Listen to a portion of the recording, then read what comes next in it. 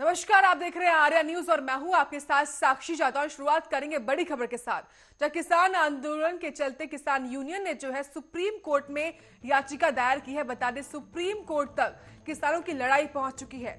तो कृषि कानून के खिलाफ सुप्रीम कोर्ट में याचिका दायर की गई है। बता दें, भारतीय किसान यूनियन ने कृषि कानून के खिलाफ जो है ये सुप्रीम कोर्ट में याचिका दायर की है। बता दें, याचिका में तीनों ही कृषि कानूनों को चुनौती दी गई, उनको रद्द करने की मांग जो है इस याचिका में दायर की गई है। तो इस वक्त की बड़ी खबर से आपको रूबरू करवाते हुए, जहां पर याचिका में जो है तीनों ही कृषि बिलों को लेकर ये पूरी याचिका जो है वो किसान आंदोलन के चलते आज सुप्रीम कोर्ट में दायर की गई है। सुप्रीम कोर्ट तक पहुंच चुकी है किसानों आंदोलन की लड़ाई, और इसी के चलते आज कृषि कानून के खिलाफ जो है सुप्रीम कोर्ट में याचिका दायर की गई है।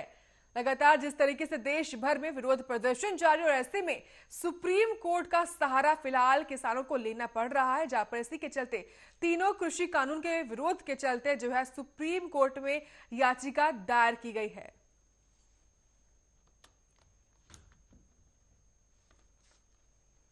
वहीं ब्रिटेन के बाद अब अमेरिका भी फाइजर कोरोना वैक्सीन के टीके को मंजूरी दे सकता है। अमेरिकी सरकार के एक सलाहकार पैनल ने फाइजर बायोटेक वैक्सीन के आपातकालीन स्वीकृति की सिफारिश की है। पैनल ने कहा है कि टीके का संभावित लाभ इसके जोखिमों को कम करता है। गुरुवार को 8 घंटे की जनसुनवाई के बाद खाद्य और औषधि प्रशासन के टीके को और संबंधित जैविक उत्पाद सलाहकार समिति ने फाइजर और उसके जर्मन साथी बायोटेक द्वारा विकसित वैक्सीन की सिफारिश करने के लिए वोट भी दिए हैं।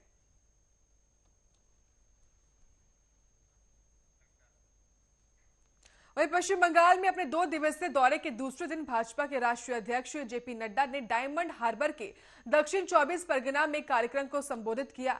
जाते समय बीजेपी अध्यक्ष जेपी नड्डा और कैलाश विजयवर्गीय के काफिले पर कुछ प्रदर्शनकारियों ने पत्थर से हमला कर दिया। हालांकि इस हादसे में किसी को कोई चोटें नहीं आई हैं, लेकिन कैलाश विजयवर्गीय ने दावा किया है कि वह चोटिल हुए हैं। बीजेपी के 2 शीर्ष नेताओं पर हुए हमले को लेकर अब बीजेपी ने ममता सरकार को घेर लिया है।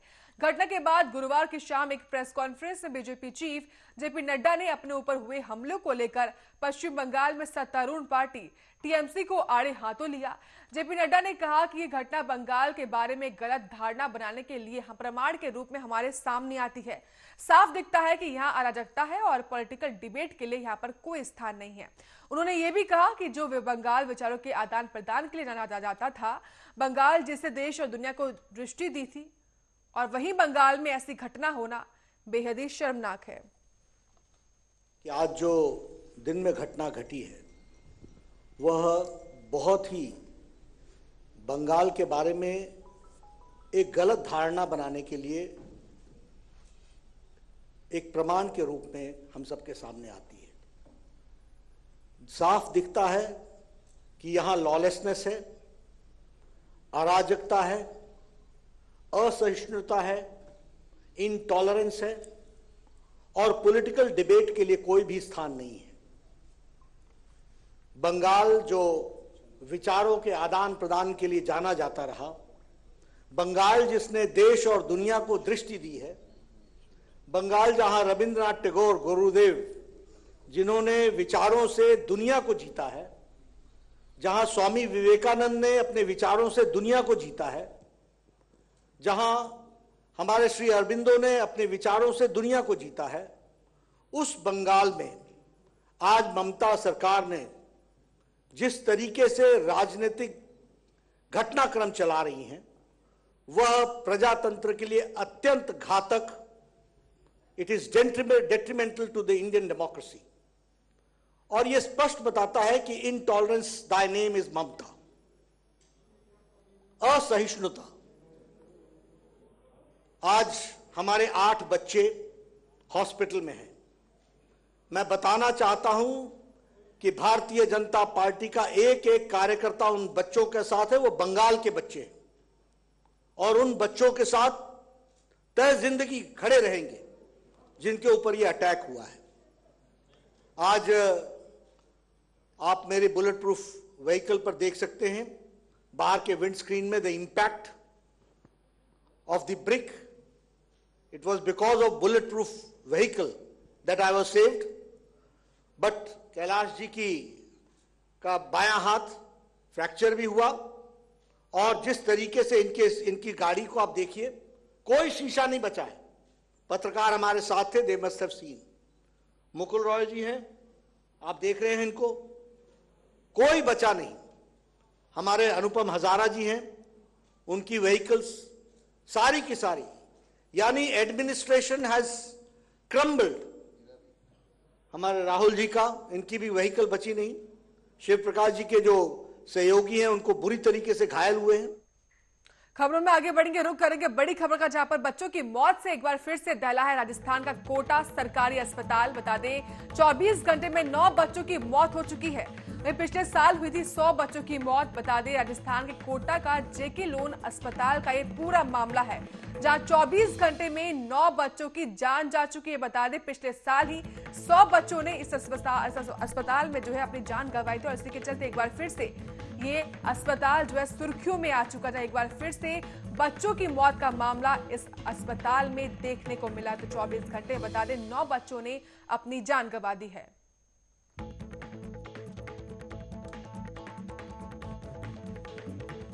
वहीं दिल्ली के बुराड़ी ग्राउंड में कैंडल मार्च निकाला गया, जहां एक दिन में इन किसानों ने अर्धनग्न होकर प्रोटेस्ट किया।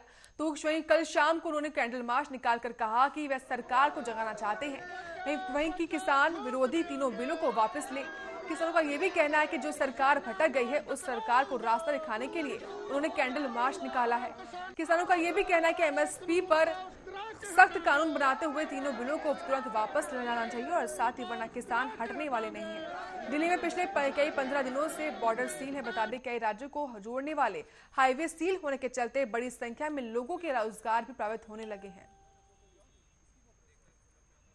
नहीं तो संघर्ष तो आगे बढ़ा, लोगों का उत्साह है। ये सभी लोग किसान कहते हैं कि हम जो यह मॉडल करते रहेंगे, जो कैंडल मार्च करके सुबह भी किया था हमने और नंगे धड़ किया था, अब शाम को भी किया है, तो होते रहेंगे जब तक हमारा जो एक कार्य पूरा नहीं हो जाता, जब तक काले कानून रद्द नहीं हो जाते। तो यहाँ चलेगा। हौसला इतना है, उत्साह इतना है लोगों में, और जोश इतना है, सरकार के खिलाफ इतना जोश है कि हमेशा करते रहेंगे। 12-14 तारीख के क्या प्लान है? देखो सभी जो स्टेटों में है वो मांग पत्र होंगे, सभी जो देश स्टेटों में डीसी दफ्तर में देंगे, और वहां जो हमारे बॉर्डर खाली है उसको भी सील किया जाएगा, तो बढ़ाया जाएगा संघर्ष को।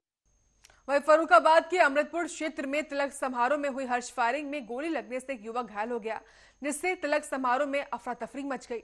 घायल युवक को आनन फानन में लोहिया अस्पताल में भर्ती करवाया गया। साथ ही किसी तरीके से तिलक की रस्में पूरी की गई।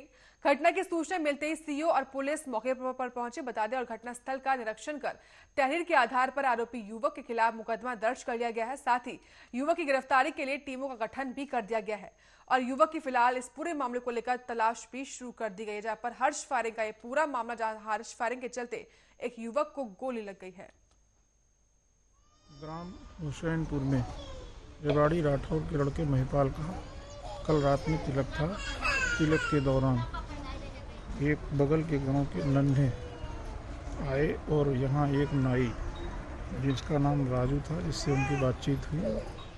दौरान बातचीत के बाद उन्होंने गोली मार दी उनके बाएं पुट्ठे पे लगी है, जिनका इलाज कराने के लिए तुरंत हॉस्पिटल में दाखिल करा दिया गया है, जो खतरे से खाली है। वादी द्वारा जो तहरीर दी गई है, अभियोग पंजीकृत कर दिया गया है, कार्रवाई की जा रही है।